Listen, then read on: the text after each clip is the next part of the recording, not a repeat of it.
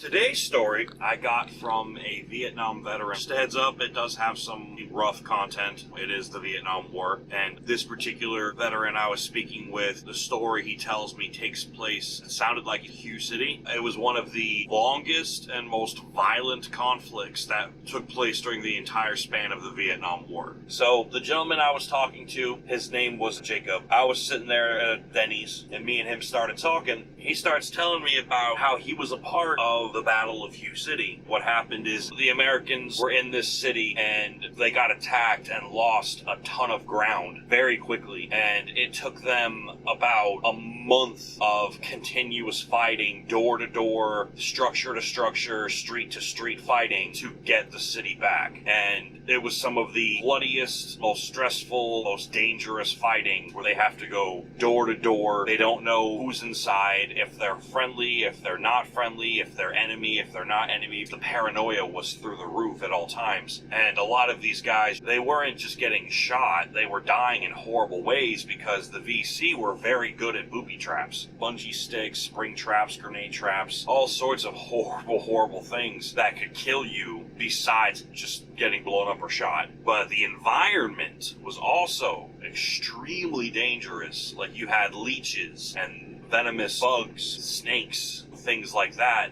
were everywhere. Even if you were in the cities are surrounded by jungles, so you can't really avoid those things. And the mosquitoes in Vietnam are horrific. You had to worry about malaria, dengue fever from the mosquitoes. That was bad. Tens of thousands of guys got malaria and had to get sent home to get healed up before they got sent back into deployment. But while he was there was a section of Hue City that him and his brothers were trying their best to hold. And he said that there was this little area that was like a half of like a town square, and there was a big building in the middle. So imagine like a semicircle, and on the flat end of the semicircle in the middle there was a large building, and then there was a decent amount of space on either side, and then more buildings and buildings all the way around. He wasn't sure what the building was for because it had been so gutted. He couldn't even tell what it was anymore, other than it was the safest building to be in because it was made of concrete. And it was him, and I think he said there was like 12 of his buddies. And this story takes place about 2 weeks into that month-long conflict. So most of them are extremely sleep-deprived, bordering starvation levels of hunger, and are just miserable. Jacob told me his issue was there was a pill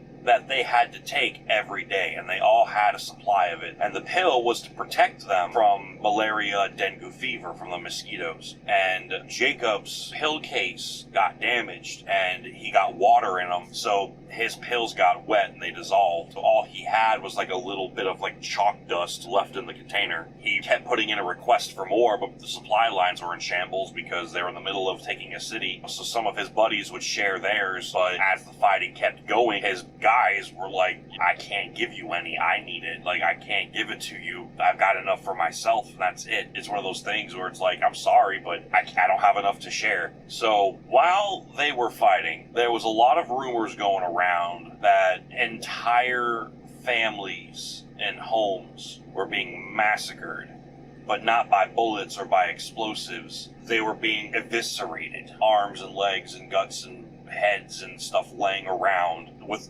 almost surgical precision in how they were cut up. And being that they were in the middle of this conflict, they didn't think too much of it, but it was eerie, and it made no sense as to how it happened. It almost looked like somebody was taking a samurai sword and just chopping people up. So they kept their eyes open, but every once in a while, late at night, while one of them was doing night watch, they would hear screams and horrific sounds coming from one house or another. And they started to speculate, what if this is a serial killer who's taking advantage of the conflict? Like, what is this? And when the sun came up, they finally decided, you know what, we're going to send some people out to see what's going on, check the surrounding buildings. So they got a posse up of 4, one of them was Jacob, to start searching houses in the immediate vicinity of their building. And after like the 4th or 5th house, they found remains of people who were scattered all throughout the house. And it scarred Jacob and those other boys for life. It looked like someone broke into the house, had a long blade or a long knife or a sword or something, and just proceeded to butcher the freaking family. So they're going through the house, and they find a secret underground storage area. They lifted up the living room carpet, and they found a trapdoor that went into a basement for food storage or whatever. And in there, they found a little boy and a little girl. So they take them out. They don't know what to do with them. They don't know where to send them. It's an active combat zone. One of the guys spoke Vietnamese. He was a Japanese guy, believe it or not. And these two kids were basically explaining to these guys that their parents saw something or heard something and put them in the cellar. And while they were in the cellar, they heard what sounded like a lion or a panther or some kind of a wild animal. And they heard the front door break down and these deep growls. And they said within the span of 5 minutes, all they heard was things breaking and their parents screaming and the sounds of flesh being torn and blood spilling and liquids pouring. But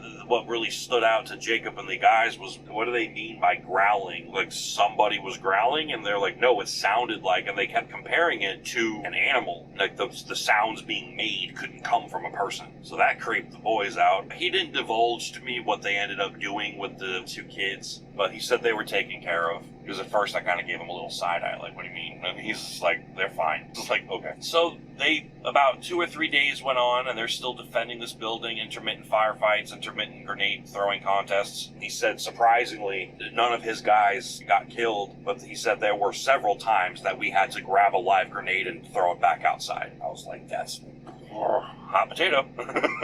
As time went on, the screaming and the tormenting sounds of death and dismay kind of faded off, and they got orders eventually to move on to another location. But as they kept clearing houses along the way, every once in a while they would find a house where there would be 2 or 3 people just chopped up. And what really made me feel weird was he kept saying clean. They were cleaned up. And I'm like, what do you mean by cleaned up? And he's like you would skin a deer. Borderline surgically cleaned up. And I'm like, did you ever find evidence of like cannibalism or anything? He's like, we never really looked that much into it. We didn't want to. We had enough on our plates. We weren't trying to solve a serial killer murder mystery while we were out here. We just wanted to live. And I was like, fair enough. What he told me was that they had eventually found what looked to be some kind of religious group that lived in that city, and they were taking advantage of the conflict to make sacrifices to their god, and they were chopping people up in the middle of the night, and they would wear these weird things around their mouths that made their voices sound like they were growling. They had weird instruments, like bent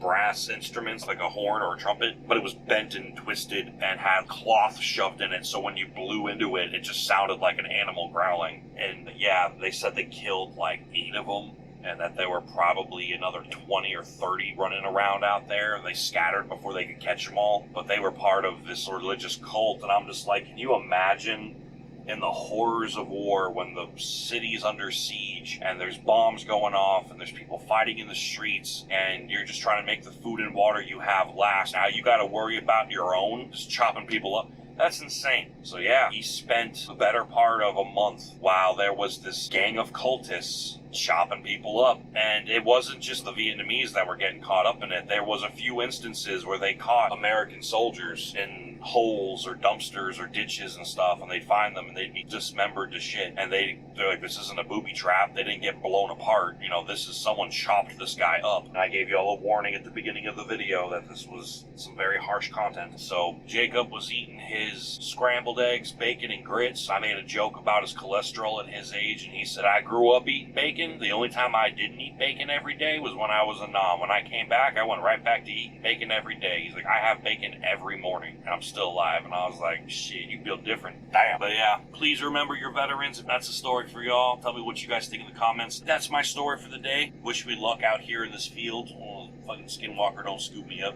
If you guys are listening while you're driving, please drive safe. And if you're watching this while you're driving, I hope you get dengue fever. Later, y'all. Thank you for watching. If you enjoyed the video, please like, subscribe, maybe even leave a comment, and check out my other videos, like this one. Bye-bye.